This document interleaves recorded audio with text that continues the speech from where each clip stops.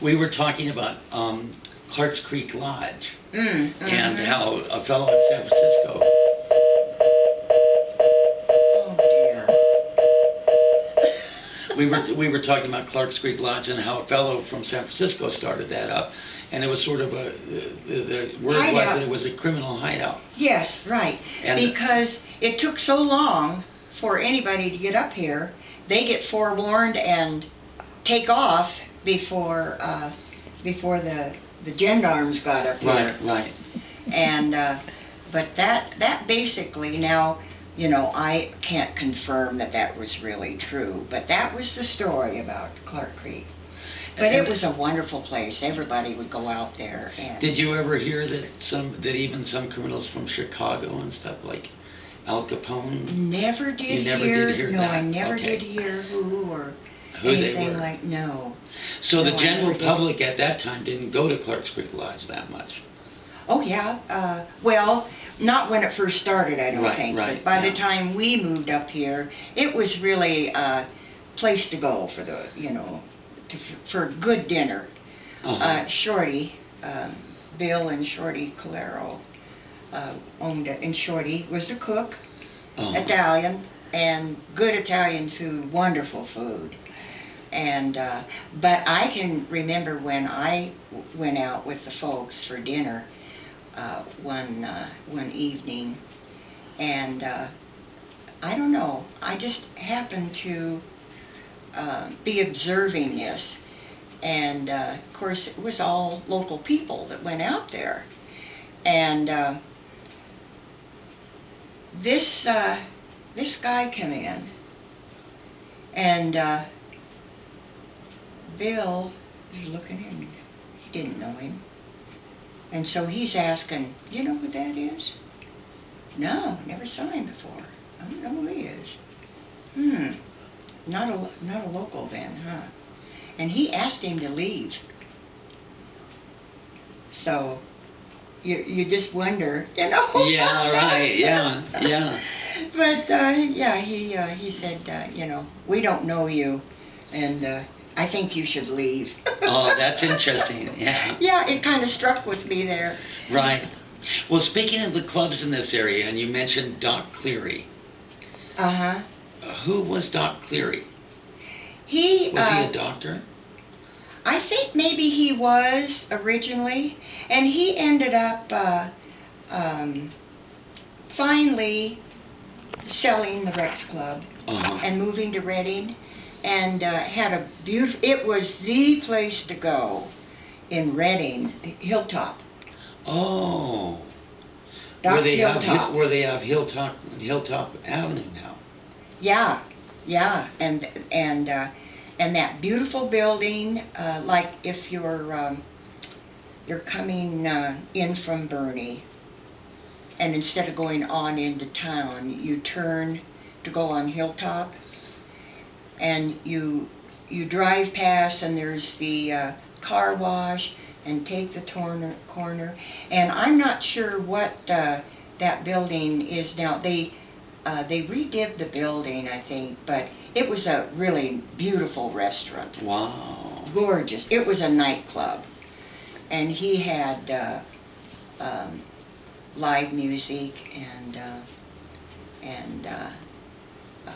when like at the time that I was in Reading and was managing the buying office for American Forest Products there, and so I'd have either a customer of ours, or what we did is we had 17 distribution yards throughout mostly in California, and some in Arizona, and a couple in Florida, and back east.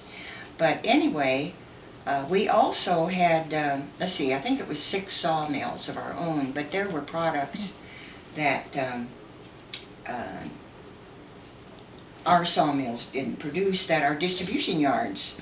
And so they started this buying office, and then bought, my area covered all the mills in northern and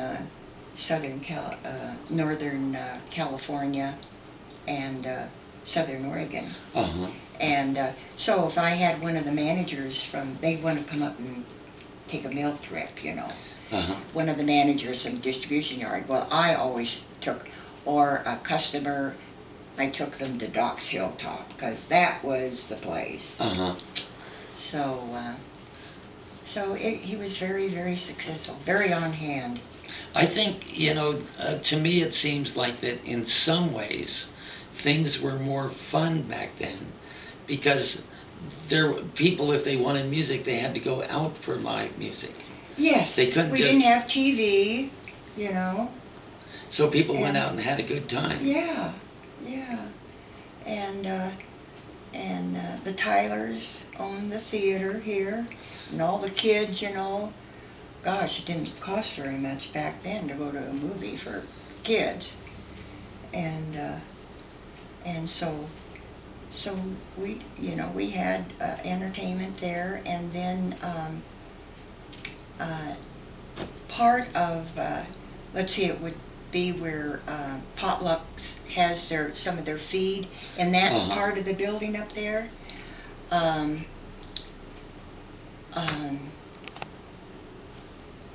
Oh gosh, you know, I can't remember this lady's name, but she had a pool hall there. That was a Uh-huh. pool hall. And of course, there wasn't a lot for the kids to do, although I don't remember ever, you know, you could go fishing in Burney Creek, and I don't ever remember being bored or feeling I never had anything to do. We all had things, fishing and what have you, but at any rate, she decided to give the children something to do, and she asked the sheriff's department if it would be okay, and they didn't serve drinks or anything, you know, Uh-huh. just soft drinks and stuff. If they took the 2 back pool tables in the back of the building, and that was strictly for the children, and they could come in and play pool. And at any rate, some of the kids that I'd gone to school with, you know, and of course we left when I was in the 8th grade at that time, but they became pool sharks. And boy, we'd all go in there and we'd have the best time playing pool, and we knew all about it, and it was just a wonderful thing for the children here. And That's great, yeah. yeah, it was really, really nice. But yeah, I think a lot of it, and I don't know, even though we had World War II and all of that, it seemed like people were happier and busy doing things, and I never thought of that, but I think you have a point there. It was a time when everybody knew everybody. Yeah, yeah. It was a little smaller town, so. And the years that, as a child, that you lived here, because like, then you came here in 1939? Yeah, I think about 39. And so you were here then until about 1946? Or Yeah, right about in there. So. Yeah. Yeah, so that's a really interesting period of time for Burney that most people don't know very much about. Oh, it was a wonderful, wonderful time. Yeah, and you know, as far as the kids were concerned, we wandered around on our own and what have you. You never had to worry about, well, I don't think we worry about getting snatched now, or the children don't, but you know, those kind of things. Right, Didn't know right. anything about that. Yeah, it was a nice time. The time when I was coming here as a child was from 1955 or 1956 to 1961. Oh. And so we kind of like, yeah, it was a little we're bit just- later. Uh-huh. Yeah. And Yeah. they had a drive-in movie theater here at that time, if I remember correctly. Oh my goodness! Now see And they that had I didn't know. an A&W root beer stand. Oh, for heaven! Now see, I That was didn't the know 50s. anything about that. That was the yeah. 50s. So you were here like in the 40s. 40s, yeah. And, in the you 40s. know, and then, Yeah. And it well, was a nice that's time. probably enough for right now. Okay. You know, and Yeah. thank you very much. This is Ms. Colleen Courtright, otherwise known as Corky, filling us in on what life was like in Burney in the early 1940s. Yeah, when Gwenny was born. And how um, Johnson Park got started. But now you mentioned when Gwenny was born. Is there something that you would like to say Oh, about wow, I when Gwenny was born? got my name Corky. Oh. Yeah, that was after Mom returned here, and she had gone up to Oregon at the time, but at any return, um, she was 17, just about, I was born in February and she turned 18, I think, in April. I was born, and 40 when my sis was born. And she just, in my estimation, the sun rises and sets in that league. And at any rate, Mom and I used to say, she's an old soul. She'd come up with things, you know, as a little toddler and everything that just, you know, blow your mind. How could she know that? Well, anyway, she started talking pretty soon, pretty early. And I came home. Mom, when she found out that she went to about 4 doctors before she finally knew that she was pregnant. And so at any rate, I was up in Oregon at the time, so I came home and fortunately was able to hold Mom's hand.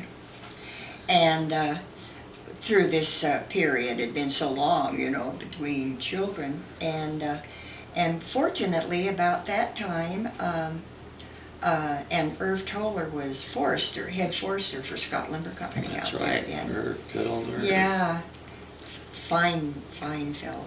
And at any rate, Irv Bartell was sales manager out there, and his assistant was pregnant, and so she was going to quit. So about this time, he was looking for somebody to take this lady's place, and Toller said, hey, I know someone that's coming back. And so I went out and interviewed and got hired. So I was working out at Scott's. And what year was that? Oh my goodness. That had to be in the 50s. Uh-huh. Um, That's when I remember Irv Toller. I mean, he passed that away had to recently, be, but, yeah, you know. that had to be in the 50s, mid-50s probably. And Mr. Something like Bartell, that. I remember his annual barbecues. Every year Oh, in the summer, he would have a barbecue in his home. Yeah. He always made the hamburgers really well Oh, done. yeah, he taught me a lot in lumber. I really owed him a lot there. But at any rate, so I was around, and anyway, Gwenny, she'd talk, you know, and I'd say hippopotamus, hippopotamus, and say this, say Colleen, nothing. And all of a sudden she comes up with Corky. So that's Corky, and so I've been Corky ever since. so you were family. named by your younger sister. Yeah.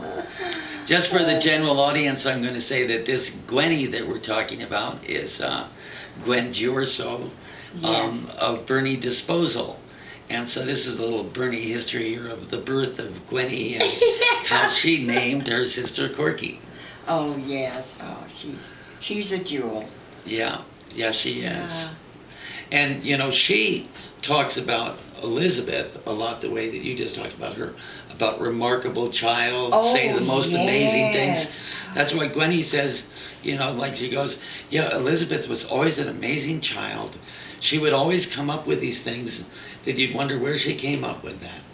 Took after her mother. So now we Yeah. know. We know. So now we know. Yeah, she, Yeah. that Elizabeth is, um, she's just phenomenal. She really is. Just, and she was such a darling child, when I come up, and called her Little Bit. Little bit.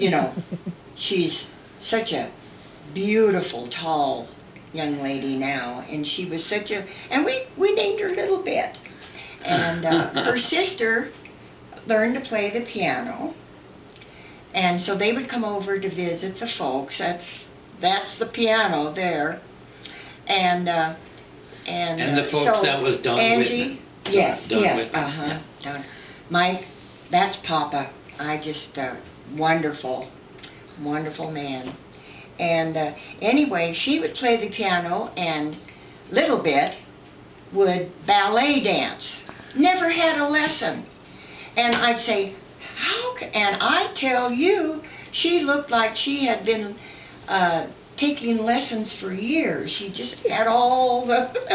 That's amazing, yeah. Yeah, and she's grown up to be such an intelligent, she just amazes me. Plus being very beautiful. Well, while we're on because Gwen, the first time I met Gwen was in the 70s. Oh. And this was Don Whitman's house. And, Yes. and they were friends of my mom's. So I came out to visit, and she said, the Whitmans were hoping that while you were here, you could stop over. Mm-hmm. So we came over, and if I remember correctly, we went out in the Patio back there. party. Yeah, and They had a lot Right. of patio parties. And Don was playing some songs, and my mom had me play. I play guitar too. Had me play a couple of songs. Oh, yeah. And all of a sudden, Gwen came in, and Don said, "Gwen, do you want to play your song for Alex and Alice?" And she said, she was kind of shy about it. Well, I just wrote this song and everything. She sang this incredible song, Gwen The Fly. did. The Fly. It was called The Fly. The Fly. Oh, Yes, my goodness. So she actually recently wrote down the words for me. She still had the words for it. I was trying to get her to get up on stage and play and sing the song at Burney Basin Days, but she declined. She did. Yeah. Oh my goodness. Yeah. Oh, that's So the musical talent from your yes. mother Yes. still runs in the family. Runs in the family, and it's carrying on with Gwenny's son, who is 20, going to Chico State. Tommy. Got Tom and Tommy, and he's carrying on with the family's music. Well, that's good. He plays the. Well, he started out with the drums. Ended up inheriting Papa's drums. Oh. Don at Papa's drums, and plays the guitar, and he was starting to take lessons. I don't know. I don't think he really plays a lot of piano, but mainly guitar. And he has his own band, and they do. They just got back here. Oh dear, not very long ago, maybe a month ago or so, from a 10-day tour. Went all the way up to Seattle, and all the way down to San Diego, I think. Wow. In different, and did, what do they call them, gigs or whatever. Right, you know. Well, that's great. They and other bands.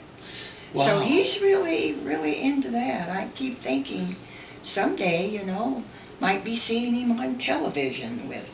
You might. I think anybody who gets a band together and gets to the point where they can get gigs and do a tour, Yes. then they're on their way. They're on their way. I kind of feel that way too.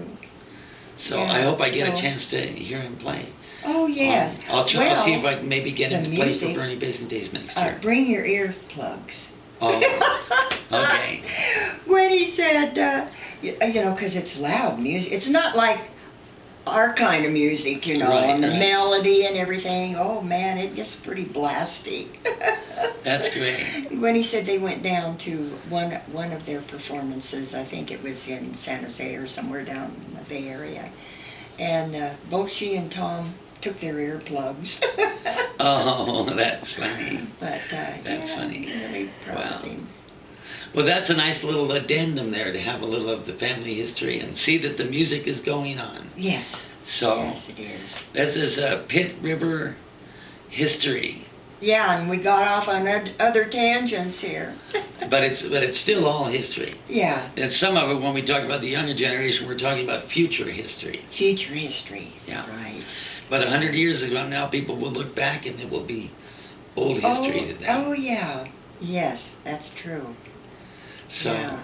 well, God bless you, Corky, and thank you for Oh, sharing. well, yeah, it kind of fun, you know, don't really think about it too often, but with this, bringing back things that I really haven't thought about for a long time. Yeah.